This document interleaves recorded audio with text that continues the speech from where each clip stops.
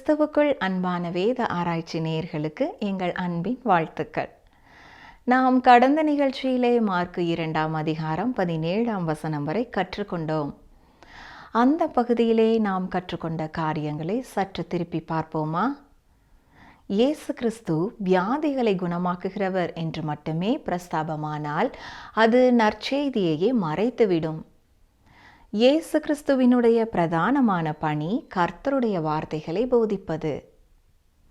உங்களுக்கு இயேசுவின் மேல் தனிப்பட்ட விசுவாசம் தேவை. தேவன் ஒருவரே பாவங்களை மன்னிக்க கூடியவர் என்று நாம் கற்றுக்கொண்டோம்.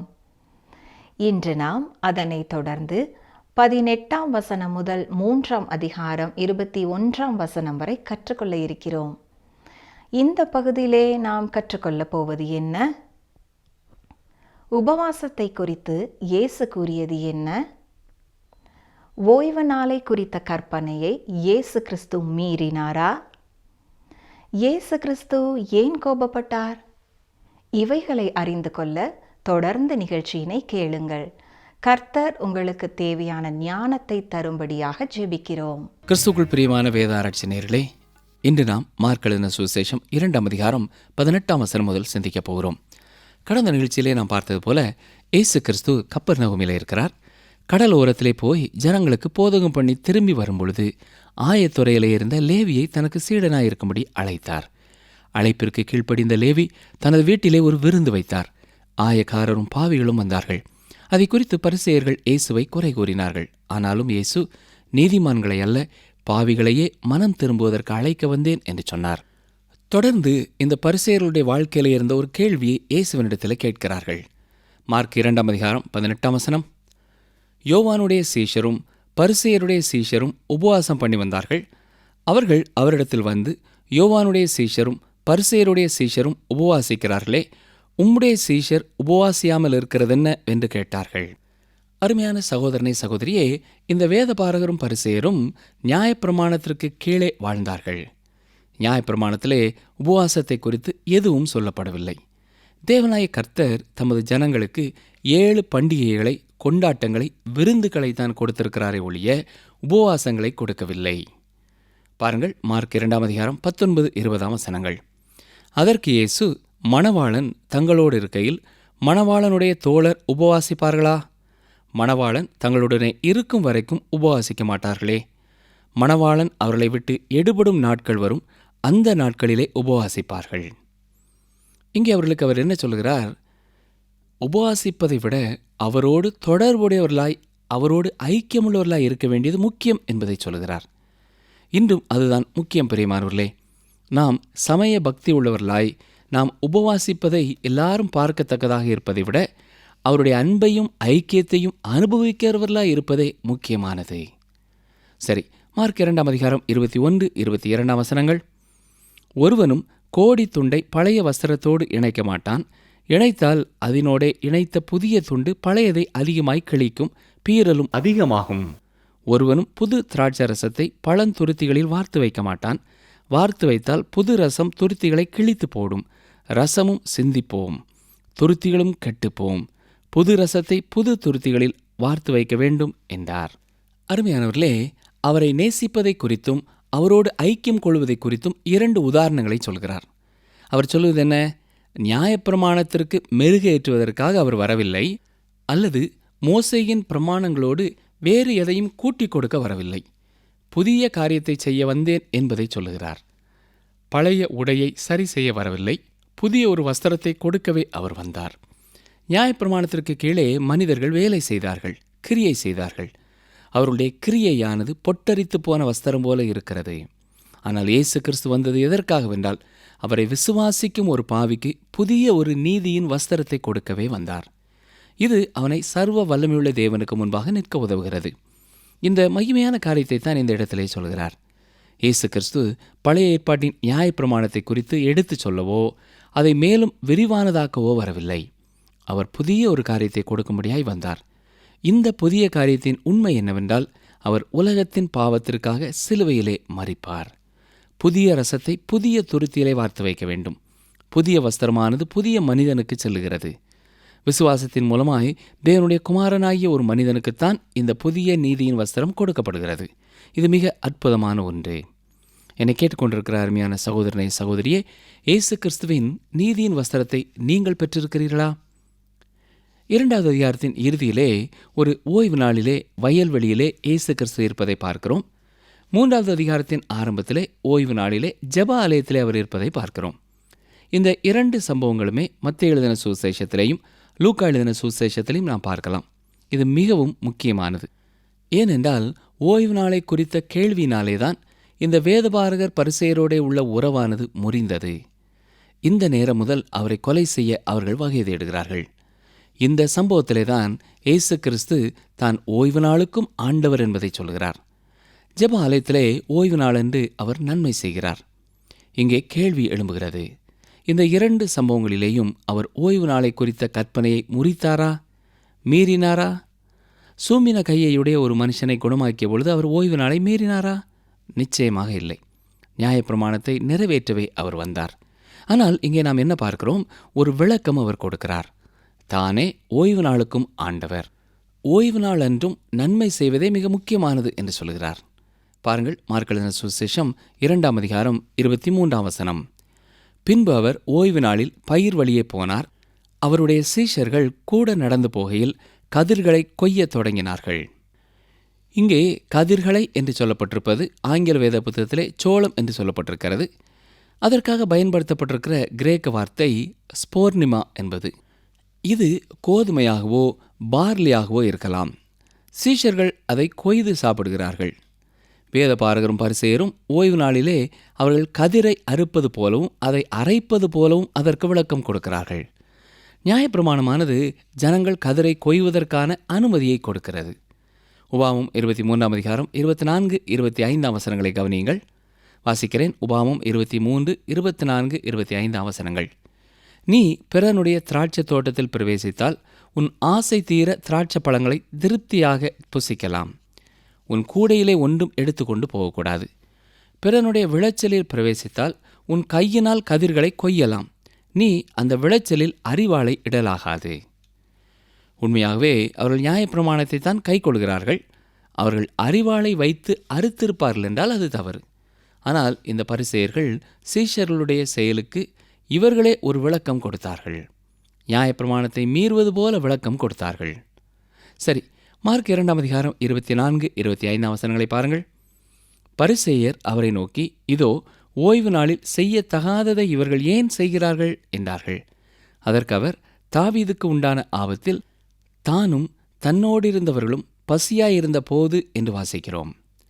அங்கே இவர்கள் ஓய்வு நாளை குறித்த கற்பனையை மீறவில்லை என்று இவர் வாக்குவாதம் செய்யவில்லை. இதை குறித்து வாக்குவாதம் செய்யவே அவர் விரும்பவில்லை. தாவீதின் வாழ்க்கையிலே அவர்களுக்கும் அரசனாயிருந்த அந்த தாவீதின் வாழ்க்கையிலே நடைபெற்ற ஒரு சம்பவத்தை சுட்டி காட்டுகிறார். அங்கே தெளிவாக மோசேயின் நியாயப்பிரமாணத்தை தாவீது மீறியிருந்தார். அதுவும் நீதியாக எண்ணப்படுகிறதாக சொல்கிறார். தேவன் கூலியும் செய்ய முயற்சிக்கிற ஒரு மனிதனுடைய வாழ்க்கையிலே கடினமான ஒரு சூழ்நிலை வரும்பொழுது நியாயப்பிரமாணத்தின் எழுத்துக்களை அழுத்தி சொல்லவில்லை. இது தாவீதின் வாழ்க்கையிலே நடைபெற்ற ஒரு சம்பவம். இதை இயேசு கிறிஸ்து உதாரணமாக எடுத்துச் சொல்கிறார். கவனியங்கள், மார்க் 2ஆம் அதிகாரம் 26 முதல் 28 வரை. அவன் அபியத்தார் என்னும் பிரதான ஆசாரியன் காலத்தில் செய்ததை நீங்கள் ஒரு காலம் வாசிக்கவில்லையா? அவன் தேவனுடைய வீட்டில் பிரவேசித்து ஆசாரியர் தவிர வேறொருவரும் புசிக்கத்தகாத தெய்வ சமூக தப்பங்களை தானும் புசித்து தன்னோடு இருந்தவர்களுக்கும் கொடுத்தானே என்றார். பின்பு அவர்களை நோக்கி, மனுஷன் ஓய்வு நாளுக்காக உண்டாக்கப்படவில்லை, ஓய்வு நாள் மனுஷனுக்காக உண்டாக்கப்பட்டது. ஆகையால் மனுஷகுமாரன் ஓய்வு நாளுக்கும் ஆண்டவராயிருக்கிறார் என்றார். அருமையானவர்களே, ஓய்வு நாளை குறித்த கொள்கையும் அதன் பொருளும் இதுதான். ஓய்வு நாளை குறித்த கற்பனையானது மனிதனுக்காக உண்டாக்கப்பட்டதை ஒழிய ஓய்வு நாளுக்காக மனிதன் உண்டாக்கப்படவில்லை. மட்டுமல்ல, மற்றும் ஒரு சிறந்த கொள்கையை இங்கே நாம் பார்க்கிறோம். இயேசு கிறிஸ்து ஓய்வு நாளுக்கும் ஆண்டவராயிருக்கிறார். இந்த 2 சத்தியங்களுமே மிக மிக முக்கியமானவை. அருமையானவர்களே, நாம் மனதிலே கொள்ள வேண்டியது, நாம் ஓய்வு நாளை பொறுத்தமட்டிலேயும் மோசேயின் கற்பனைகளுக்கு கீழே இல்லை.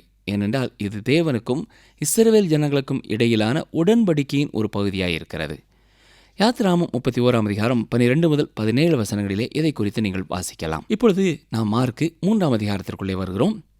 ஓய்வு நாளை குறித்த அந்த தர்க்கம் அங்கே தொடருகிறதை நாம் கவனிக்கலாம். இது இயேசு கிறிஸ்துவுக்கும் சமய தலைவர்களுக்கும் இடையிலே இறுதியான ஒரு பிளவு ஏற்பட காரணமாயிருக்கிறது. இந்த அதிகாரத்தை நாம் பார்க்கும் பொழுது இயேசு கிறிஸ்து அநேகரை குணமாக்கினார். இது எல்லாவற்றையும் தனியாகவே அவர் எழுதியிருக்கலாம். இந்த அதிகாரத்திலே குறிப்பிட்ட சில காரியங்களை தெளிவாக நாம் பார்க்கும்படியாக மார்க் எழுதுகிறார். அநேகர் சுகமாக்கப்பட்டார்கள்.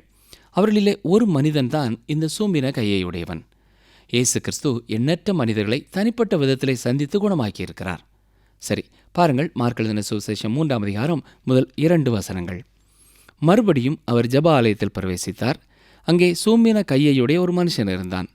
அவர் ஓய்வு நாளில் அவனை சொஸ்தமாக்கினால் அவர் பேரில் குற்றம் சாட்டலாம் என்று அவர் மேல் நோக்கமாயிருந்தார்கள். இதை வாசிக்கும் பொழுது நமக்குள்ளே ஒரு கேள்வி எழும்புகிறது இல்லையா? இந்த சூம்பின கையையுடைய மனிதனை வேண்டுமென்றே அவர்கள் கொண்டு வந்து அங்கே உட்கார வைத்திருந்தார்களா இல்லையா? ஒருவேளை அவர்கள் அவ்வாறு செய்திருக்கலாம் என்றும் நாம் நம்பலாம்.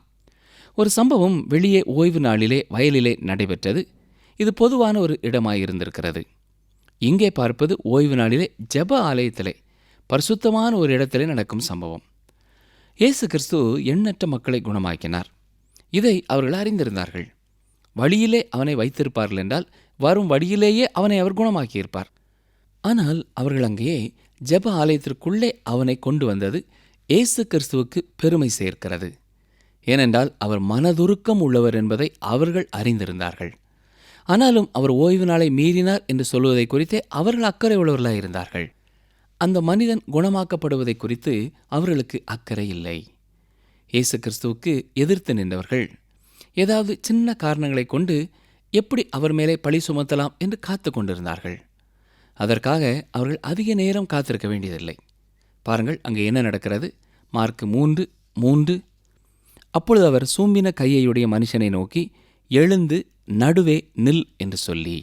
இங்கே இயேசு கிறிஸ்து ஒரு காரியத்தை செய்ய போகிறார். விக்லிஃப் என்பவருடைய ஆங்கில மொழிபெயர்ப்பிலே எழுந்து மத்தியிலே வந்து நில் என்பதாக மொழிபெயர்க்கப்பட்டிருக்கிறது. வேறு வார்த்தைகளிலே சொல்ல வேண்டுமென்றால், இயேசு கிறிஸ்து இந்த மனிதனை அழைத்து முன்னாலே வந்து எல்லாருக்கும் மத்தியிலே நிற்கும்படியாக சொல்கிறார். ஏனென்றால் அவர் ஒரு காரியத்தை குறித்து சொல்லப் போகிறார். பாருங்கள், வசனம் 4. அவர்களை பார்த்து, ஓய்வு நாளில் நன்மை செய்வதோ தீமை செய்வதோ ஜீவனை காப்பதோ அழிப்பதோ எது நியாயம் என்றார். அதற்கு அவர்கள் பேசாமல் இருந்தார்கள். கவனித்தீர்களா? எந்த வேளையிலே பதில் சொன்னாலும் அவர்கள் சிக்கிக் கொள்கிறார்கள். இதனாலே இப்பொழுது அவர்கள் அமைதியாய் இருக்க தீர்மானித்து விட்டார்கள். வசனம் 5. அவர்களுடைய இருதய கடினத்தின் நிமித்தம் அவர் விசனப்பட்டு கோபத்துடனே சுற்றிலும் இருந்தவர்களை பார்த்து, அந்த மனுஷனை நோக்கி, உன் கையை நீட்டு என்றார். அவன் நீட்டினான். அவன் கை மறு கையைப் போல சொஸ்தமாயிற்று. இயேசு கிறிஸ்து ஓய்வு நாளை குறித்த அவர்களுடைய சடங்காச்சாரத்தை முறிக்கிறார். அது மட்டுமல்ல, இஸ்ரவேல் ஜனங்களுக்கு கர்த்தர் இந்த ஓய்வு நாளை கொடுத்ததின் நோக்கத்தை குறித்து இவர் பேசுகிறார். ஏன் அவர்கள் அமைதியாய் இருந்தார்கள் என்றால், அவர்கள் என்ன சொன்னாலும் வார்த்தைகளிலே பிடிபட்டு விடுவார்கள் என்ற பயத்திலே அமைதியாயிருந்தார்கள். இங்கே கவனித்தீர்களா? இயேசு கிறிஸ்து அவருடைய இருதய கடினத்தின் நிமித்தம் விசனப்பட்டு கோபத்துடனே சுற்றிலும் இருந்தவர்களை பார்க்கிறார். அருமையானவர்களே, இயேசு கிறிஸ்து கோபப்படுவார் என்பதையும் நாம் மனதிலே ஆழமாய் பதித்துக் கொள்ள வேண்டும். இந்த வசனத்திலே கோபத்துடனே என்ற வார்த்தைக்காக பயன்படுத்தப்பட்டிருக்கிற கிரேக்க வார்த்தையின் பொருள் என்னவென்றால், அந்த நேரத்திலே மட்டும் உண்டான கோபம். அடுத்ததாக விசனப்பட்டு என்று சொல்லப்பட்டிருக்கிற வார்த்தைக்கு கிரேக்க மொழியிலே பயன்படுத்தப்பட்டிருக்கிற வார்த்தை தொடர்ச்சியாக அவருடைய விசனத்தை குறிக்கிறதா இருக்கிறது. எனவே இங்கே நாம் பார்ப்பது என்னவென்றால், ஒரு சில வினாடிகள் கோபத்துடனே அவர்களை பார்க்கிறார். இது மூடி வைக்கப்பட்ட கோபம் அல்ல, சில வினாடிகள் மட்டுமே இருந்த கோபம். அதே நேரத்திலே அவருடைய இருதய கடினத்தை குறித்து அவர் விசனப்படுகிறார். இது அவர் ஊழியத்திலே இருந்த காலமெல்லாம் அவருடைய வாழ்க்கையிலே காணப்பட்ட ஒரு விசனம். அவருடைய இருதய கடினத்தை குறித்து அவர் வேதனையோடு தான் இருந்தார். இறுதியாக இயேசு கிறிஸ்து அந்த மனிதனை குணமாக்கினார். அது ஒரு ஓய்வு நாளாய் இருந்தது.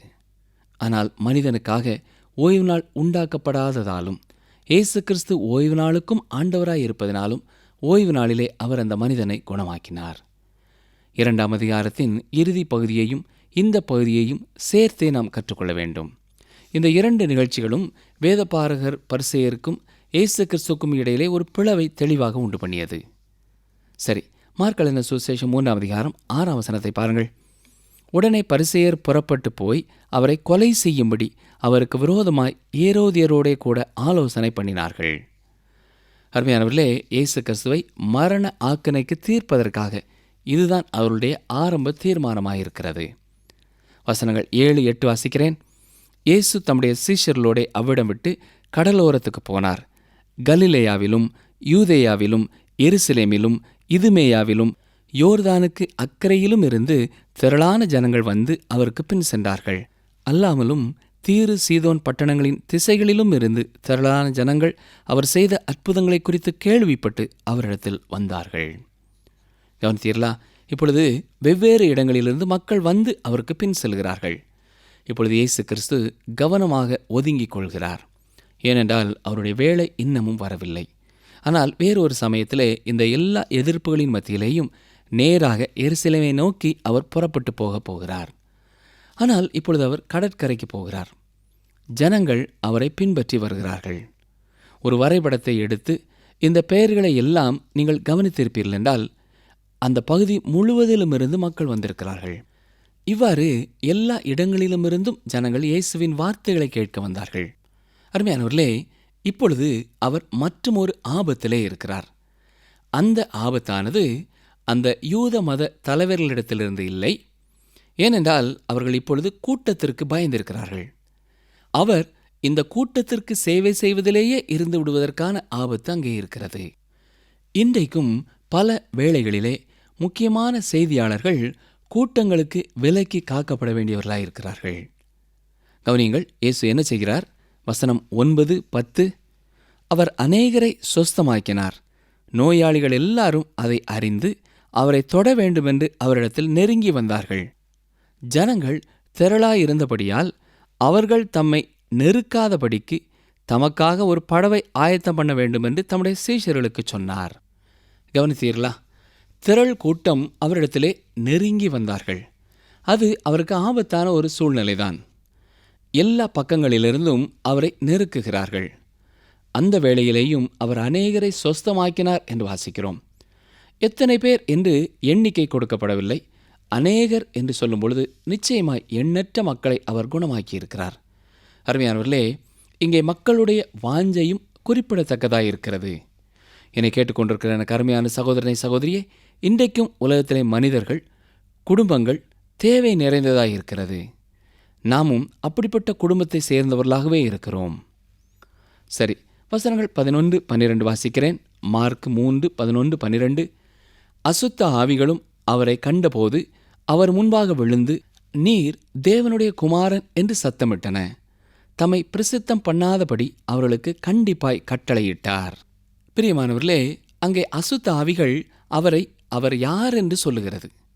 அவரை அது அடையாளம் கண்டுகொள்கிறது. அசுத்த ஆவி பிடித்த காரியத்தை குறித்து நாம் மேலும் ஒரு சமயத்திலே சற்று விவரமாக சிந்திப்போம். இன்று நாம் சாத்தான் வணக்கத்தை குறித்து அதிகமாக கேள்விப்படுகிறோம். ஆனால் எனக்கு அருமையான சகோதரனை சகோதரியே, இந்த ஆவிகளின் சாட்சியை அவர் விரும்பவில்லை. இந்த பிசாசுகள் அவரை யார் என்று அறிக்கையிட்டன என்றாலும் அவர் அவைகளுடைய சாட்சியை விரும்பவில்லை. இப்பொழுது கர்த்தர் தம்முடைய சித்தத்தின்படி குறிப்பாக 12 சீடர்களை தெரிந்தெடுப்பதை குறித்து பார்க்கிறோம். மார்க் எழுதின சுவிசேஷம் 3:13 பாருங்கள். பின்பு அவர் ஒரு மலையின் மேல் ஏறி தமக்கு சித்தமானவர்களை தம்மிடத்தில் வரவழைத்தார். அவர்கள் அவரிடத்திற்கு வந்தார்கள். கவனித்தீர்களா? இங்கேதான் அவர் தமக்கான 12 சீடர்களையும் தெரிந்தெடுக்கிறார். நாம் விரும்பினாலும் சரி, விரும்பாவிட்டாலும் சரி, அவரே தெரிந்தெடுப்பை செய்கிறார். இந்த சத்தியத்தை குறித்து இயேசு கிறிஸ்துவே மற்றொரு இடத்திலேயும் சொல்லுகிறார். கவனியங்கள், வாசிக்கிறேன். யோவான் 15:16. நீங்கள் என்னை தெரிந்து கொள்ளவில்லை, நான் உங்களை தெரிந்து கொண்டேன். நீங்கள் என் நாமத்தினாலே பிதாவை கேட்டுக்கொள்வது எதுவோ அதை அவர் உங்களுக்கு கொடுக்கத்தக்கதாக நீங்கள் போய் கனி கொடுக்கும்படிக்கும் உங்கள் கனி நிலைத்திருக்கும்படிக்கும் நான் உங்களை ஏற்படுத்தினேன். அருமையானவர்களே, இது ஏதோ தொடர்பற்ற ஒரு வசனம் என்று சொல்ல முடியாது. ஏனென்றால் அவர்தான் அவர்களை தெரிந்தெடுத்தாரே ஒழிய அவர்கள் அவரை தெரிந்தெடுத்து கொள்ளவில்லை. அவர்களை குறித்த பொறுப்பு அவரிடத்திலே தான் இருந்தது. அருமையான சகோதரனை சகோதரியே, இது உண்மையாகவே மிகவும் ஆறுதல் தரும் ஒரு சத்தியமாயிருக்கிறது. கர்த்தர் உங்களை ரட்சித்தார். உங்களிலே ஒரு நற்கிரியையை தொடங்கினார். அவர் உங்களோடு கூட இருக்கப் போகிறார். உங்களை முற்றுமுடிய அவர் ரட்சிக்கப் போகிறார். அதுதான் இதன் பொருள். அவ்வாறு இயேசு கிறிஸ்து தெரிந்தெடுப்பு செய்த பொழுது அவர்களும் அதற்கு கீழ்ப்படிந்தார்கள் என்று வாசித்தோம். பாருங்கள், வசனங்கள் 14, 15. அப்பொழுது அவர் 12 பேரை தெரிந்து கொண்டு அவர்கள் தம்மோடே கூட இருக்கவும் பிரசங்கம் பண்ணும்படியாக தாம் அவர்களை அனுப்பவும் வியாதிகளை குணமாக்கி பிசாசுகளை துரத்தும்படி அவர்கள் அதிகாரமுடையவர்களாய் இருக்கவும் அவர்களை ஏற்படுத்தினார். அருமையானவர்களே, தன்னுடைய சீஷர்களுக்கு கொடுத்த இறுதி அழைப்பு இது. இங்கேதான் அவர்கள் அப்போஸ்தலராகிறார்கள். அவருக்கென்று கொடுக்கப்பட்ட பணியிலே அவர்கள் இப்பொழுது அனுப்பப்படுகிறார்கள். அவருக்காக அவர்கள் பிரித்தெடுக்கப்பட்டவர்களாய் இருந்தார்கள். இப்பொழுது அவர்கள் ஊழியத்திற்கு செல்லும் பொழுது அவர் அவர்களோட செல்லவில்லை. இதை குறித்து மார்க்கு விவரமாக இங்கே எழுதவில்லை. ஆனால் மத்தேயு எழுதின சுவிசேஷம் 10ஆம் அதிகாரத்திலே 5 முதல் 42 வசனம் வரை அந்த குறிப்பிட்ட நேரத்திலே எவ்வாறு அவர் அவர்களை அனுப்பினார் என்பதை குறித்த விவரங்களை நாம் வாசிக்கலாம். மார்க்கு 3ஆம் அதிகாரம் 16 முதல் 19 வசனம் வரை இந்த அப்போஸ்தலருடைய பெயர் பட்டியலை நாம் பார்க்கிறோம். இந்த 12 பேருடைய பெயரையும் நான் வாசிக்க விரும்புகிறேன். சீமோன் பேதுரு, அப்போஸ்தலர்கள் வரிசையிலே எல்லா நேரங்களிலேயும் இவர் முதன்மையாக சொல்லப்படுகிறார். இரண்டாவதாக செபெதேயுவின் குமாரனாகிய யாக்கோபு. மூன்றாவதாக யோவான், அதுதான் யாக்கோபுவின் சகோதரன். நான்காவதாக சீமோன் பேதுருவின் சகோதரனாகிய அந்திரேயா. ஐந்தாவது பிலிப்பு. ஆறாவது பர்த்தலமேயு. இந்த பர்த்தலமேயு தான் நத்தானியேல் என்றும் அழைக்கப்பட்டிருக்கிறார். ஏழாவதாக மத்தேயு. எட்டாவது தோமா. ஒன்பதாவது அல்பேயுவின் குமாரனாகிய யாக்கோபு. 10வது ததேயு. இவர் லெபேயு என்றும் யூதா என்றும் அழைக்கப்படுகிறார். 11வது சீஷன் சீமோன். இவனை கானானியனாகிய சீமோன் என்று சொல்லப்பட்டிருக்கிறது. இறுதியாக யூதாஸ் காரியோத்து. தொடர்ந்து மார்க்கு 3ஆம் அதிகாரம் 20, 21 வசனங்களை பாருங்கள். பின்பு வீட்டுக்கு போனார்கள். அங்கே அவர்கள் சாப்பிடுவதற்கும் சமயமில்லாதபடிக்கு அநேக ஜனங்கள் மறுபடியும் கூடி வந்தார்கள். அவருடைய இனத்தார் இதை கேட்டபோது அவர் மதிமயங்கி இருக்கிறார் என்று சொல்லி அவரை பிடித்து கொள்ளும்படி வந்தார்கள். அருமையானவர்களே, மார்க்கு இயேசு கிறிஸ்து எவ்வளவு பணி நிறைந்தவராய் இருந்தார் என்பதை நமக்கு தெளிவாக காட்டியிருக்கிறார். இதனால் அவருடைய இனத்தார் என்ன செய்தார்கள்? இதையும் இங்கே வாசிக்கிறோம். இந்த உலக பிரகாரமான காரியத்திலேயும் சிறந்த ஒரு காரியத்திற்காக மனிதன் தன்னை அர்ப்பணிக்கும் பொழுது அவன் பாராட்டை பெறுகிறான். ஒரு இசை கலைஞனாகவோ, ஒரு விளையாட்டு வீரனாகவோ, ஒரு நல்ல வியாபாரியாகவோ, ஒரு ஓவியனாகவோ, ஒரு அரசியல்வாதியாகவோ அவனுடைய பணிக்காக தன்னுடைய நேரத்தை எல்லாம் கொடுக்கும் பொழுது அதை குறித்து மக்கள் புகழுகிறார்கள், பாராட்டுகிறார்கள். ஆனால் கர்த்தருடைய பணிக்காக ஒரு மனிதன் தன்னை பரிபூரணமாய் அர்ப்பணிக்கும் பொழுது அவன் மதிமயங்கி இருக்கிறான் என்று சொல்லுகிறார்கள். இன்றைக்கும் கூட இது எவ்வளவு உண்மையாக இருக்கிறது இல்லையா? சில பெற்றோர் தங்கள் பிள்ளைகள் கர்த்தரை அறியாமல் இருக்கும் பொழுது எல்லா ஊழியக்காரர்களிடத்திலேயும் பிள்ளைகளுக்காக ஜெபிக்கும்படியாக சொல்கிறார்கள். ஆனால் அந்த வாலிப சகோதரனோ சகோதரியோ மனம் திரும்பி ஆண்டவரை நேசிக்க ஆரம்பிக்கும் பொழுது, அதிகமாக உட்கார்ந்து வேதத்தை வாசிக்கும் பொழுது, ஜெபிக்கும் பொழுது, ஜெப ஐக்கியங்களிலே பங்கு பெற செல்லும் பொழுது இவனுக்கு என்ன ஆனது என்று சொல்லி கேட்கிறார்கள். நிகழ்ச்சியை கேட்டுக்கொண்டிருக்கிற எனக்கு அருமையான சகோதரனை சகோதரியே, இன்று நாம் சிந்தித்த காரியங்களை ஒரு முறை மனதிலே கொண்டு வருவோமா? ஓய்வு நாளிலே நன்மை செய்வது கர்த்தருக்கு பிரியமானதே. நிகழ்ச்சியை கேட்டுக்கொண்டிருக்கிற எனக்கு அருமையான சகோதரனை சகோதரியே, இந்த அநேக காரியங்களை கர்த்தர் நமக்கு கற்றுக் கொடுத்திருக்கிறார். அதை மனதிலே வைத்து அவருக்குள்ளே நம்மை திடப்படுத்திக் கொள்வோமாக. குறிப்பாக அவருடைய ரட்சிப்பை பெற்றுக்கொண்ட நீங்களும் நானும் அவரை குறித்து பிரசித்தம் பண்ண அவர் எதிர்பார்க்கிறார். நாம் அவரை தெரிந்து கொள்ளவில்லை, அவரே நம்மை தெரிந்து கொண்டார். நம்மை அழைத்தவர் உண்மை உள்ளவர். நம்மிலே நற்கிரியையை தொடங்கினவர் அவருடைய நாள் பரியந்தம் அதை முடிய நடத்துவார். எனவே நீங்கள் சோர்ந்து போக வேண்டாம். உங்கள் பணிகளிலே, உங்களுடைய கிறிஸ்தவ ஜீவியத்திலே போராட்டங்கள், பிரச்சனைகள் வந்தாலும் அவரே உங்களை முற்றுமுடிய உங்களை ரட்சிக்க வல்லவராயிருக்கிறார் என்ற விசுவாசத்தோடு தொடர்ந்து அவரை பின் செல்லுங்கள். நேயர்களே, இந்த நாளின் நிகழ்ச்சி உங்களுக்கு ஆசீர்வாதமாக இருந்திருக்கும் என்று நினைக்கிறோம். இந்த நாளிலும் நாம் கற்றுக்கொண்ட காரியங்கள் என்ன என்பதை நாம் மீண்டும் ஒரு முறை பார்ப்போமா? இயேசு கிறிஸ்து மோசேயின் பிரமாணத்தோடு எதையும் கூட்டி சொல்ல வரவில்லை. அவர் புதிய காரியத்தை செய்ய வந்தார். அதாவது அவர் உலகத்தின் பாவத்திற்காக சிலுவையிலே மரிப்பார். இயேசு கிறிஸ்து ஓய்வு நாளுக்கும் ஆண்டவராக இருக்கிறார். ஓய்வு நாளன்று நன்மை செய்வது மிகவும் முக்கியமானது. நாம் விரும்பினாலும் சரி, விரும்பாவிட்டாலும் சரி, அவரே தெரிந்தெடுப்பு செய்கிறார். கர்த்தருடைய பணிக்காக ஒரு மனிதன் தன்னை பரிபூர்ணமாக அர்ப்பணிக்கும் பொழுது அவன் மதிமயங்கி இருக்கிறான் என்று சொல்லுகிறார்கள். மீண்டும் அடுத்த நிகழ்ச்சியில் சந்திப்போம். கர்த்தர் உங்களை ஆசீர்வதிப்பாராக.